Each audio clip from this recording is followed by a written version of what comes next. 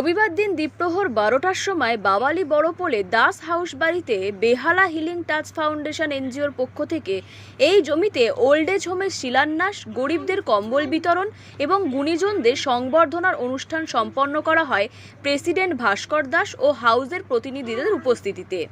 এই দিনের অনুষ্ঠানে সংবর্ধনা জ্ঞাপন করা হয় মাননীয় বিধায়ক শ্রী অশোক দেব, মাননীয় সভাধিপতি দক্ষিণ 24 পরগনা জেলা পরিষদ নীলিমা মিস্ত্রি, মাননীয় শক্তিপদ মণ্ডল, আইএনটিটিইউসি প্রেসিডেন্ট সমাজসেবী মুনমুন ব্যানার্জি, মাননীয় পঞ্চায়েত প্রধান ও পঞ্চায়েত সদস্য বজবজ বুচান বন্দ্যোপাধ্যায়, বিডিও সভাপতি। শিলান্যাস করেন মাননীয় বিধায়ক শ্রী অশোক দেব। আরও উপস্থিত ছিল ডেইলি হাউসের সাংবাদিকরা, ইলেকট্রনিক্স মিডিয়া, ডিজিটাল নিউজ এবং পোর্টাল নিউজের সাংবাদিকরা। Bureau report, Kolkata today news.